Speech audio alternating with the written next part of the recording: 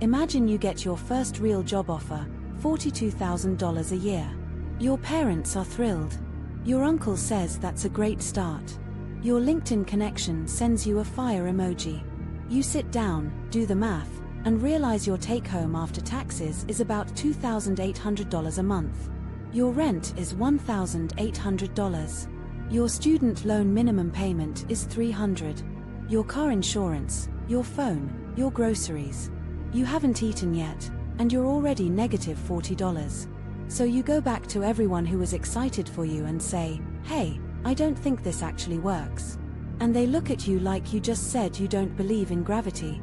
This is happening to millions of people right now.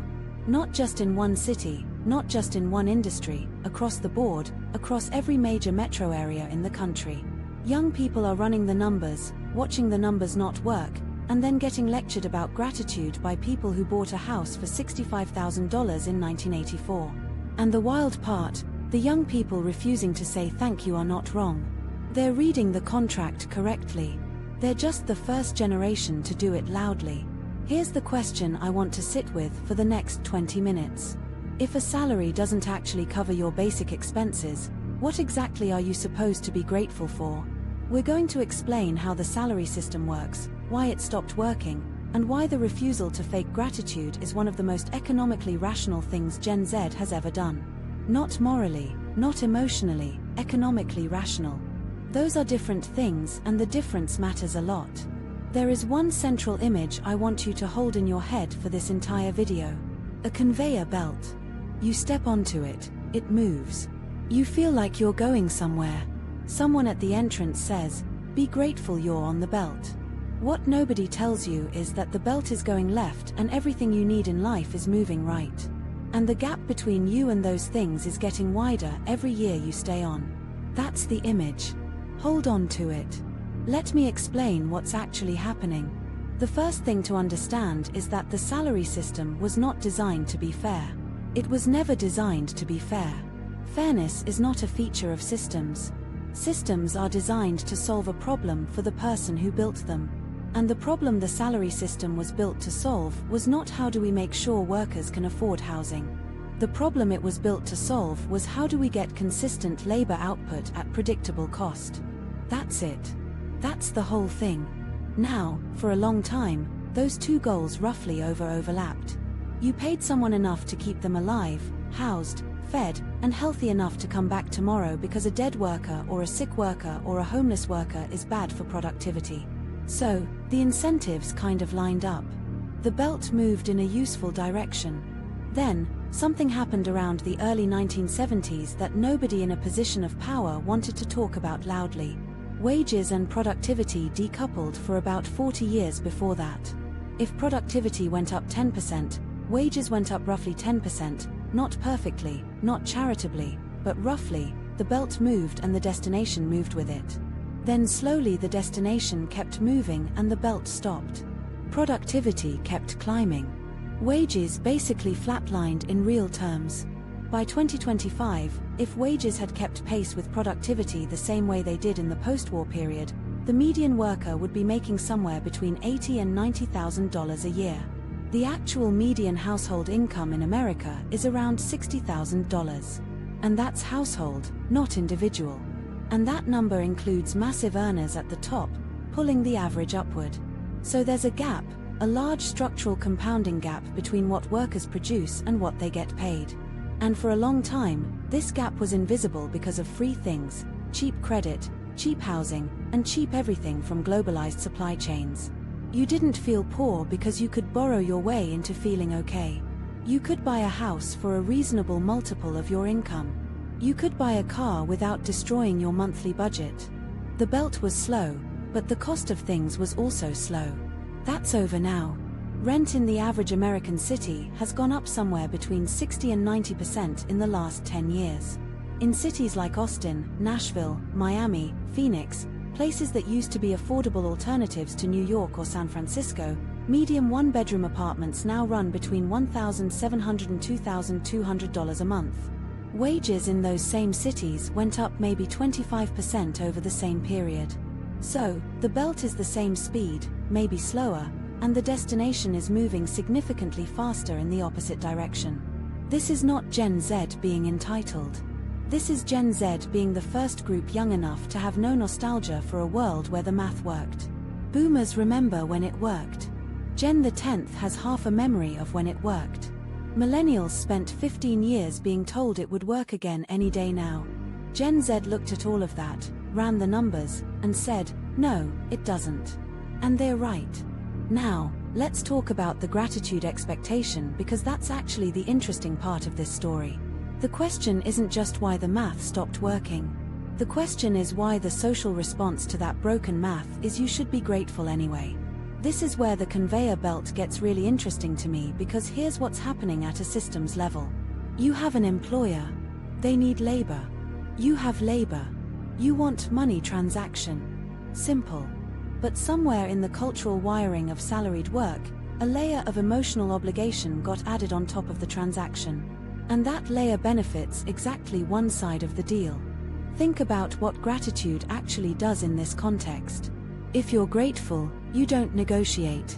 If you're grateful, you don't leave for a better offer without feeling guilty. If you're grateful, you work harder than your compensation justifies. If you're grateful, you absorb bad conditions silently. Gratitude in the employment context is a mechanism for suppressing the rational economic behavior of the worker. It is not a virtue being asked of you. It is a tool being used on you. And I want to be precise here because this is easy to misread. I'm not saying bosses are evil. I'm not saying HR is a conspiracy. I'm saying this is what systems do. They generate the cultural norms that make them work smoothly. The factory system generated the culture of showing up on time. The office system generated business casual. The salary system generated gratitude culture. These norms exist because they're useful to the system, not because they're morally correct. Now, here's the thing Gen Z understood. Maybe intuitively, maybe structurally, gratitude is a response to a gift. And a salary is not a gift. A salary is an exchange. You give time, skill, energy, and attention. They give money. If that exchange is lopsided, your correct response is not gratitude. Your correct response is renegotiation, exit, or both. When someone buys something from you for less than it cost you to make it, you don't thank them. You either raise your prices or you find different customers. Gen Z is in massive numbers doing exactly this.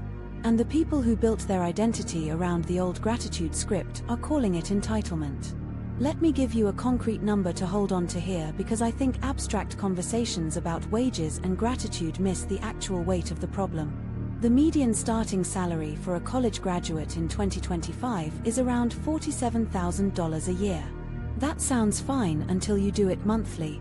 That's roughly $2,900 after federal and state taxes in a medium-cost state. Now, let's build a life. Average one-bedroom rent in a mid-tier city. Not New York, not San Francisco, somewhere like Denver or Charlotte or Minneapolis. Call it $1,700 a month. That's 60% of take-home. Financial advisors have told people for 40 years that housing should be 30% of income. We are at double that. And we're not even in an expensive city. Student loan payment on the average debt load of around $37,000 is about $350 a month on a standard 10-year plan. Groceries for one person, buying actual food and not just ramen, call it $400. Car payment plus insurance, if you need a car to get to work, call it $500. Health insurance, co-pays, and basic expenses, maybe $150. Phone, utilities, internet, another $150. Add it up. 1,700 plus 350 plus 400 plus 500 plus 300. That's $3,200 in basic living expenses against $2,900 in take-home. You are negative $300 before you buy a single item that isn't food, shelter, transportation, or a government-mandated phone bill. And someone is going to say, well, you could get a roommate. You could cut back on groceries. You could not have a car. Sure. And maybe that works in theory, but notice what we just described. The only way to survive on a median starting salary in a median American city in 2025 is to either have help from someone else or to compress your life into something that doesn't resemble the life that was sold to you as the reward for going to school, doing the right thing, and getting the job. You were told, study hard, get a degree, get a job, and life will open up. And the reality is, study hard, get a degree, get a job, and you can afford to exist if you're lucky and you don't need anything unexpected to happen. That's the gap. That's the broken promise. And when someone hands you a salary that puts you in that situation and expects a thank you, the refusal to say thank you is not rudeness. It is accuracy. Let me take a pause here because this is where I want to get a little more mechanical because I think emotional explanations of this problem miss the actual architecture. There are 3 ways the conveyor belt can work in your favor, and understanding is more useful than being angry about any of this. The first way is if the belt speed matches the destination speed. That's the post-war model. Wages rise, costs rise. They track each other closely enough that you can actually get somewhere. This model essentially doesn't exist in most cities anymore unless you're in a very specific field with a very specific skill set. The second way is if the belt is slower than the destination, but you have something that moves independently of the belt, an asset, equity, something that compounds. Your grandparents had this in the form of a house. The house went up. The salary maybe didn't, but the house was an escalator running next to the belt. Between the two, they got somewhere. Gen Z in most cities cannot access that escalator because houses now cost 11 or 12 times median income when they used to cost 3 or 4 times median income. The third way is if you don't rely on the belt at all. And this is the one that a growing number of people, mostly young, are quietly pursuing. You build something with different economics. You find leverage. You own something even digitally, even partially, even small. You create income streams that don't have a cap defined by someone else's spreadsheet. Now, the important thing is that most people don't naturally move toward option 3, not because they're stupid or lazy, because option 1 and option 2 were sold so convincingly for so long that option 3 still sounds like a fairy tale or a scam or something for other people. The belt is comfortable. The belt is familiar. The belt gives you health insurance and a sense of structure. Getting off the belt and building your own mechanism is terrifying and uncertain. And for a long time, the risk-reward didn't make sense.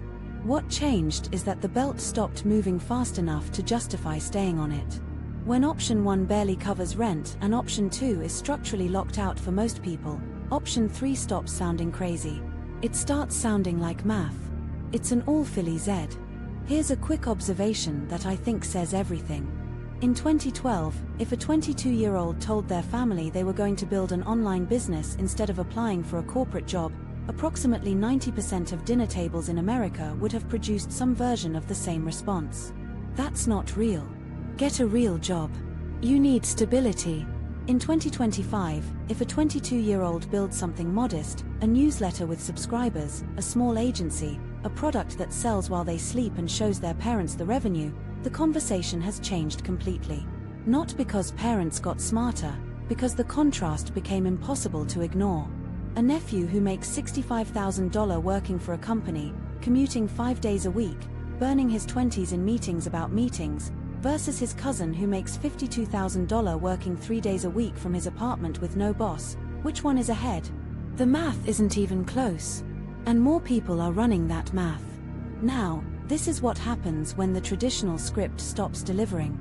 You don't fix the script, you write a new one. Now, let me talk about the psychology behind this because I think it's actually the part people understand least. There's a concept in economics called revealed preference. It basically means don't listen to what people say they value. Watch what they choose. Because what you choose under real conditions reveals what you actually value regardless of what you claim to value. For the last 40 years, the revealed preference of American employers was clear. They valued low labor costs, not through malice, through incentives. Shareholders reward margin. Margin is protected by keeping cost down. Labor is a cost. Therefore, labor cost is suppressed whenever possible. That's the incentive structure. That's the system. Nothing personal. The revealed preference of workers historically with stability, benefits, a defined career path, a predictable future. They chose the belt even when the belt was slow because the alternative felt too uncertain. What's changed now is the revealed preference of young workers is shifting, and you can see it everywhere. Job tenure at companies has dropped dramatically. The average worker in their 20s changes jobs every 2 to 3 years now. Quiet quitting, which is just a media buzzword for doing exactly what your contract requires and nothing more, became a cultural moment because so many people were already living it. The labor force participation rate for young men specifically has been declining for over a decade. These are revealed preferences. These are people showing you through their choices what they think the belt is actually worth. And the response from the system has been fascinating. The system called it laziness. The system called it entitlement. The system called it a mental health crisis, which is partially true but mostly convenient because it makes a structural problem look like an individual pathology. If young people are opting out of work, it's easier to say they're depressed or they play too many video games than to say the compensation structure genuinely stopped making sense. But here's what I think is true. Some of it is mental health. Some of it is avoidance. Some of it is genuinely people who would rather play games than work. I'm not saying everyone opting out is a genius economic actor. But a significant portion of the behavior that gets labeled entitlement is just accurate risk calculation. When the belt doesn't go anywhere useful, getting off the belt is rational. At this point in the script, I want to pause for a second. If you're finding this useful, not inspirational, not motivating, just useful in the sense of here's a clearer picture of how things actually work, then subscribe because this is what I do. I take the systems that run your financial life and I explain them the way an engineer explains a machine. No hype, no hustle culture, no telling you to believe in yourself, just the architecture. If that's the kind of content you want more of, the subscribe button is right there and it costs you nothing. Okay, back to the machine. Omar, let me run you through a mini case study because I think this is where things get really concrete. Take two people, call them Alex and Jordan. Same age, 23, same college, similar grades, same city, let's say Austin, Texas. Alex does everything correctly by the old script. Computer science degree, internship, junior year, full-time offer, senior year from a mid-sized tech company, $56,000 a year, which at the time of the offer sounds like a lot. Alex is grateful. Alex shows up early. Alex does good work. Alex also has $19,000 in student debt, rents a one-bedroom for $1,750 a month, has a car payment, and saves about $400 a month if nothing goes wrong. In 2 years, Alex gets a raise, 8%, $60,400. Meanwhile, rent in Austin has gone up 11%. The raise didn't match the environment. Alex is technically making more money and practically in roughly the same position, or slightly worse. Alex does not own any equity. Alex has no stake in the company's upside. When the company has a record quarter, Alex gets an email that says, "Great work, team." Alex has been on the belt for 2 years and has moved about 3 inches. Jordan does something messier. Jordan freelances for 6 months, which is scary and inconsistent and humbling. Jordan makes around $32,000 in those 6 months, which is below the salary. But Jordan learns how to sell, how to manage clients, how to build something. Then Jordan lands an anchor client that pays $2,200 a month on a retainer, then finds 2 more. Jordan is now billing around $6,000 a month gross, roughly $5,000 after expenses. Annual run rate $60,000. Jordan's overhead is low. Jordan owns the client relationships. Jordan can raise prices. Jordan can add more clients. Jordan can productize the service. In 3 years, Alex has a salary of maybe $65,000. Good on paper, dependent on one company, 0 equity, still renting. Jordan has a business grossing somewhere between $80,000 and $110,000. Has started building a small equity position in index funds, and the income has a ceiling determined only by Jordan's own choices. The gap isn't talent. The gap isn't work ethic. The gap is leverage. Alex is renting their time at a fixed rate. Jordan built something where the rate is variable and upward pressure is possible. Now, to be fair, and I want to be fair here, Jordan's path had real risk. There were months with almost no income. There was no health insurance for a while. There was a period where a specific project failed and Jordan had to eat ramen and stress for 6 weeks. The belt has real advantages. The belt has stability. For some people in some situations, the belt is the right choice. But here's the thing. Most of the people who lecture you about being grateful for the belt have never run the math on what the belt actually delivers over a 10-year horizon. They feel it. They have a sense that it's right, that it's what adults do. But when you actually model it out, salary growth at 3 to 4% per year, compounding purchasing power, erosion from inflation, zero equity accumulation, terminal cap at maybe double your starting salary. The numbers are not inspiring. The people who got wealthy on salaries mostly got wealthy by also owning a house in the right decade, and they attribute the outcome to the salary. Let me talk about a thing that bothers me more than almost anything else in this conversation, which is the comparison point. When older people tell Gen Z to be grateful for a salary, the implicit comparison they're making is be grateful you have a job versus not having a job. That's the comparison. Employed versus unemployed. And sure, employed is better than unemployed. That's not a difficult argument to win. But that's not the comparison Gen Z is actually making. The comparison Gen Z is making is this salary versus what the salary was supposed to deliver. They're comparing the salary to the promise. And the promise was work hard, get a job, be able to afford a life, not luxury, life, rent, food, savings, maybe a car, some margin for error. When you reframe the comparison, the ingratitude narrative collapses. It's not that young people are ungrateful for employment. It's that they were told a specific story about what employment would provide and the story turned out to be wrong. You're not ungrateful when you return a product that doesn't work as advertised. You're accurate. There's also a very specific phenomenon I've noticed that I want to name directly. I'll call it the bootstrap illusion. It goes like this. Someone did something hard under difficult conditions. It worked out. And now they believe the conditions were the key variable when actually the conditions were the obstacle they overcame. The person who saved up for a house in 1992 worked hard, was disciplined, made sacrifices, bought the house. The house went up 300% over 30 years. They made a lot of money. The lesson they internalize is if you work hard and are disciplined, you succeed. But what actually happened is they worked hard and they operated in an environment where a specific asset was dramatically underpriced relative to its future value. The hard work was necessary. It was not sufficient. The asset price mattered enormously. And no amount of discipline reproduces that asset price today. When they tell a 23-year-old in 2025 to just work hard and save up for a house, they are giving advice that was shaped by a world that no longer exists.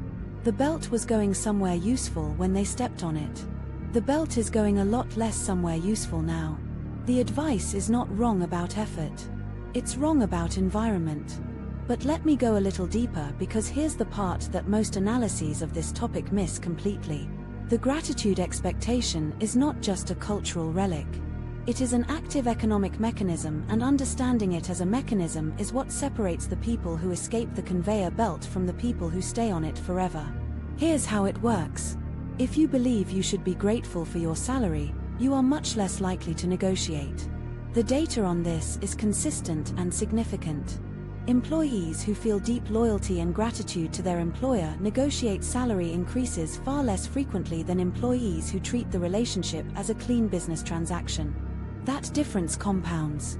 If you fail to negotiate a $5,000 raise in year one and salaries increase by the same percentage each year, you are $5,000 behind for your entire career at that company.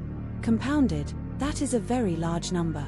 Some estimates put the lifetime earnings difference between people who negotiate consistently and those who don't at somewhere between $500,000 and $1 million. Think about that.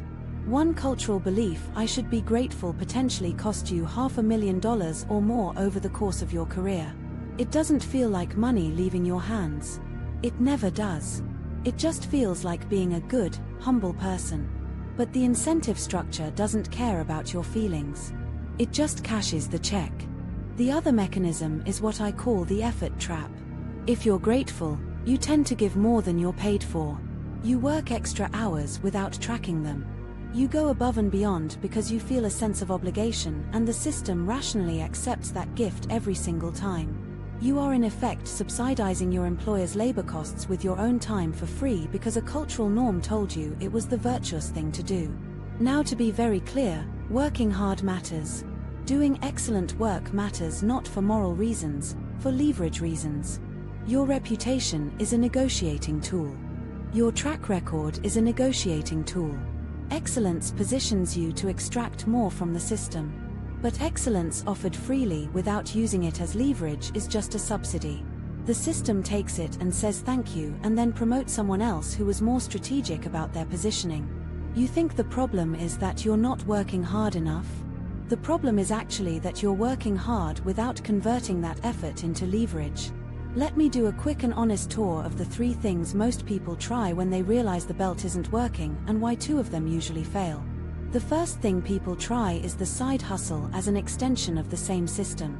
They pick up freelance work that is structurally identical to their day job just for different clients in their spare time. The income helps in the short term, but the fundamental economics are the same. You are still renting time at a rate someone else defines. The ceiling is your available hours, and you now have no free time, which creates its own compound cost in the form of burnout, poor decisions made when exhausted, and zero time to think about or build anything with different economics. The second thing people try is extreme frugality. The mole people strategy. Spend nothing, eat rice, live with 5 roommates, bike everywhere, cut every cost. And look, this creates capital. Savings is always better than no savings. But frugality alone is a one-sided optimization. You can only cut cost to 0. There is a floor. There is no floor on income. People who win financially almost always do it by expanding income and then being reasonably disciplined with spending, not by compressing spending to the point where they are miserable and still not accumulating enough capital to move the needle. The third thing which actually works is acquiring something with asymmetric return potential. An asset, a skill that creates an asset, a business, even a tiny one that you own, an investment position in something that compounds. The key word is asymmetric. Your time spent on a salary is symmetric, meaning you put in X hours and get Y dollars, and X and Y are fixed in a ratio defined by someone else. Asymmetric means the upside is not capped by your input. You write a piece of software once and it sells 1,000 times. You build a system once and it runs without you. You buy an asset at a low price and it appreciates regardless of your effort. Most people for most of history had access to one main asymmetric vehicle, a house. Leveraged real estate bought with a mortgage in a growing area. That was the mechanism. It worked for a very long time. It is now extremely expensive to enter. Which means the conversation about asymmetric vehicles has to expand. And the people who are having that conversation seriously right now in their early 20s have a very unusual opportunity, because the information required to understand these vehicles is now more accessible than it has ever been in history. But that's a longer conversation. Let's stay on the belt for now. Here's a thing that happens in every generation that I find genuinely funny in a grim kind of way. The generation that struggled gets to a point of relative stability, looks at the generation coming up and says, "We had it harder and we didn't complain," which is true technically, but what they mean by "we had it harder" is almost always a story of a specific kind of hardship. Physical labor, less technology, less information access, fewer options, while simultaneously having access to structural advantages they don't even recognize as advantages. In the 1970s and 80s, yes, a lot of people worked difficult jobs. Manufacturing, construction, service work, hard, physical, often dangerous. But the mechanic who worked that difficult job could buy a house with 3 years of savings. The factory worker could support a family on one income. The nurse could rent a decent apartment on a single nurse's salary. The difficulty was real. The structural access was also real. The person working a difficult office job in 2025, working just as hard, maybe harder by some metrics, cannot buy that house, cannot support a family easily on one income in most cities, cannot rent a decent apartment without financial stress on many starting salaries. The difficulty is real. The structural access is gone. So when someone says we didn't complain, what they are actually saying is we had different problems and we solved them with tools that no longer exist, and we can't understand why you can't use those same tools because we can't see that the tools are gone. This is not an attack on older generations. I want to be clear about that. This is an observation about how structural conditions become invisible to the people who benefited from them. It happens in every direction. It is a feature of how humans understand cause and effect. If I make money during a bull market, I will tend to attribute it to my skill. If a system provided me with structural advantages, I will tend to attribute my success to my behavior because I can observe my behavior directly. I cannot easily observe a structural advantage as a structural advantage. It just looks like the world. Let me give you the second comedic cutaway because I feel like we need it here. Picture a boomer, extremely confident, explaining to a Gen Z co-worker that the secret to buying a house is just cutting out avocado toast. The Gen Z person does the math in real time. At $7 per toast, 3 times a week, you save $100 a month. A down payment in San Francisco is approximately $250,000. At this rate, you will have the down payment in about 2,083 months, which is 174 years. The boomer nods approvingly and says, "See small steps." The Gen Z person closes the laptop and starts a Substack. Okay, here's where it gets actually interesting because this is the part where I want to flip the script a little. And I mean that literally. The narrative so far has been the system is broken. The math is wrong. The gratitude expectation is a control mechanism. All of that is true. But there's a second-order effect happening here that almost nobody is talking about. And it's actually good news if you understand it. When a system breaks badly enough that the people it's supposed to serve reject it openly, something happens. The system has to adapt or it becomes irrelevant. And we are watching this in real time with employment. Companies that relied on a just be grateful you have a job script for labor management are having a genuinely difficult time retaining people. The cost of turnover, which is usually estimated at somewhere between 1/2 and 2 times the annual salary of the position, has become a massive operational problem. Exit interview data that used to gather dust is now getting read by CFOs. Remote work happened partly because of a pandemic, yes, but also because companies discovered that removing the commute made the compensation package feel meaningfully better without actually paying more. That's a system's response to a labor supply problem. The 4-day workweek pilots that are happening across multiple industries aren't happening because executives suddenly became enlightened. They're happening because talent retention is getting expensive. The system is adapting slowly and not far enough, but it's adapting. And the reason it's adapting is because enough people stopped performing gratitude and started making genuine choices. This is how systems change. Not through mass protests, usually not through moral arguments, usually through revealed preference, through people making different choices with their labor, their attention, and their money until the incentives for those holding the system shift enough that something changes. Gen Z refusing to be grateful for insufficient compensation is at a macro level an economic pressure campaign. Not an intentional one, not organized, just millions of individual rational decisions that add up to a signal the market cannot ignore. Let me now talk about the 3 things that actually matter because I don't want this to just be an analysis of why things are bad. I want to talk about what actually changes the trajectory. Not generic advice, not invest in yourself or build good habits. Specific mechanical observations about what separates the people who escape the broken math from the people who stay in it. The first one is income architecture, not income level architecture. This is the structure of how your income works. A salary is a single floor structure. One source, one variable controlled by someone else. If that source disappears, you go to zero. The people who build real financial stability generally have income from at least 2 different architectures, not 2 jobs, 2 different structures. Maybe a salary that covers baseline, and a small business or asset that generates surplus. Maybe a skill that earns consulting income alongside an investment position that compounds. The point is that income from different structural sources has different failure modes. And when you stack those together, you get something much more resilient than just more of the same structure. Most people spend their entire working life optimizing one floor of a one-floor building. The alternative is to start building a second floor early, even if it's small, even if it's awkward, because the compounding effect of two different income architectures running in parallel over a decade is significantly more powerful than one optimized income stream. The second one is what I call exit leverage. This is the least talked about mechanism in employment, and it might be the most important. Exit leverage is simply the degree to which you can credibly walk away from your current arrangement. If you have no other options, no savings, no alternative income, no marketable skills outside your current role, your employer knows this consciously or not, and your negotiating position is near zero.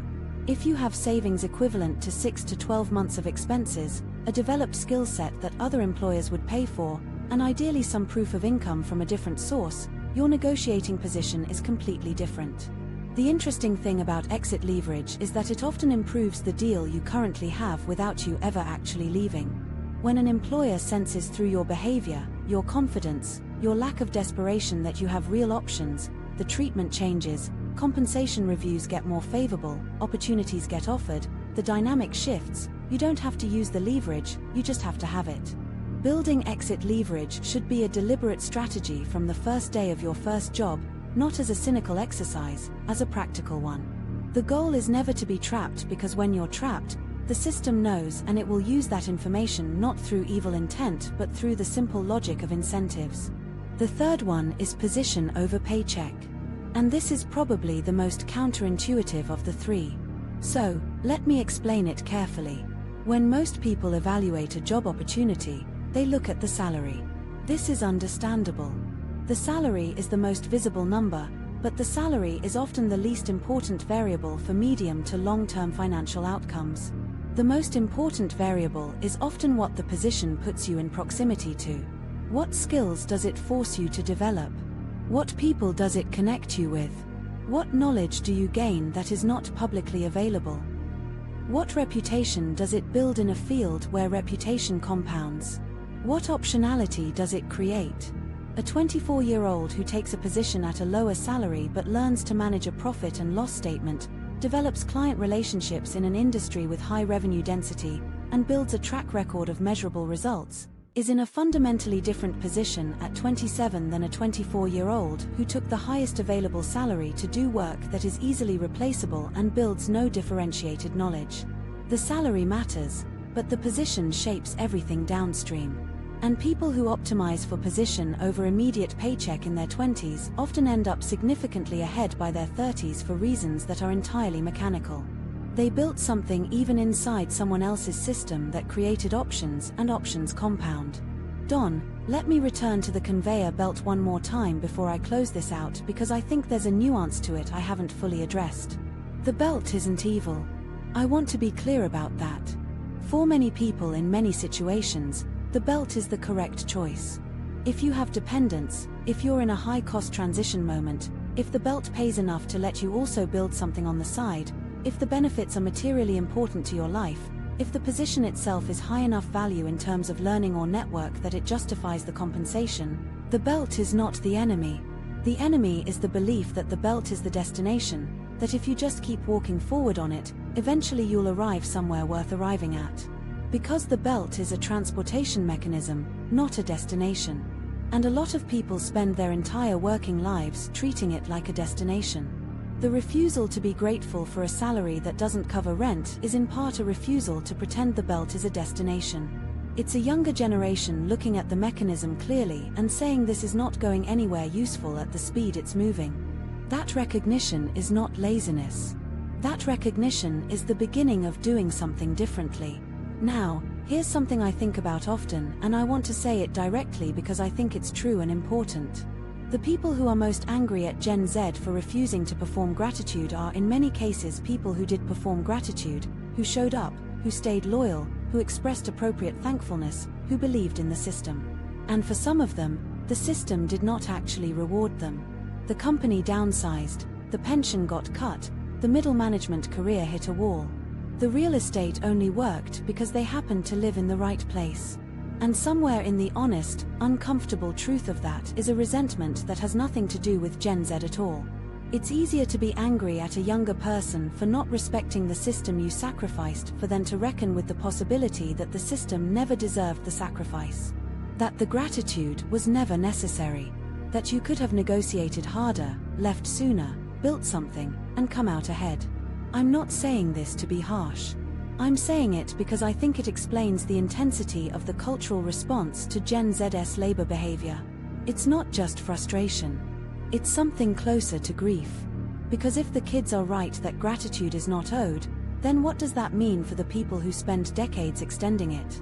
This is the psychological architecture underneath the culture war around work. And it's worth understanding because systems that generate this kind of emotional weight tend to persist longer than they should. The emotional investment in the old script makes it very hard to update the script even when the evidence that the script no longer works is overwhelming. Let me say one more thing about the numbers before I wrap this up, because I think there's a frame that ties everything together very cleanly. The average American who works a standard career 40 years salary increasing at 3 to 4% per year standard retirement savings for a 401k retires with somewhere between $300,000 and $500,000 in savings if they were consistent and disciplined. Which sounds like a lot until you realize that at a conservative 4% withdrawal rate, that's $12,000 to $20,000 a year in retirement income. Add Social Security, call it another $20,000 in an optimistic scenario. You're looking at $30,000 to $40,000 a year in retirement. If everything went well, that is by many measures close to or below the poverty line in most cities by the time that retirement arrives given projected inflation. So the promise is work for 40 years, sacrifice your 20s and 30s, optimizing someone else's bottom line, express appropriate gratitude throughout, and retire into financial precarity. That is the promise the system is actually making when you look at the numbers honestly. Now compare that to what's available to someone who at 22 decides to think about this differently, who builds some form of income with asymmetric potential, who invests early and consistently in assets that compound, who builds exit leverage so they can always negotiate from a position of strength, who chooses positions based on learning and optionality rather than just salary. Over 20 years, the difference in outcome between those two paths is not marginal. It is in many cases the difference between financial stress and genuine freedom. The belt gets you to retirement. What you build off the belt determines what retirement actually looks like. Let me land this. We started with a simple image. You get a job. Someone tells you to be grateful. You run the math. The math doesn't work. And you're not sure if your refusal to say thank you is entitlement or something else. Here's what I think it is. I think it's accuracy. I think it's a generation that for better and for worse had access to enough information, enough transparency, enough comparison data that the gap between what was promised and what was delivered became impossible to not see. And when you see it clearly, performing gratitude for a system that demonstrably isn't delivering becomes very difficult to do authentically. The three things that I think actually move the needle, not generic advice, concrete mechanics. First, build income architecture, not just income. Start a second structure early, even if it's small. A skill that earns differently. A small business, an asset position, something that doesn't share the same failure mode as your primary income. Because when one structure fails, and at some point one structure will fail, you want to still be standing. Second, treat your exit leverage as a financial asset because it is one. Build savings specifically for the purpose of having real options. Develop your skills outside your current job description. Create proof of income or reputation that exists independently of your employer. The goal is to never be trapped, not because you're planning to leave, because being untrappable changes how everyone in the system treats you. Third, optimize for position and optionality in your 20s, not salary. The salary matters, but what you learn, who you know, what track record you build, and what options you accumulate are worth more over a 10-year horizon than almost any pay differential you choose between at 23. The people who win quietly over time almost always made choices in their 20s that weren't about the immediate number. They were about what the position made possible next. The conveyor belt is real. It's not going fast enough for most people. You don't have to hate it. But you definitely don't have to be grateful for it, and you don't have to stay on it forever. If you want to keep understanding how the machine actually works, subscribe. I put out this kind of content regularly and it never involves telling you to believe in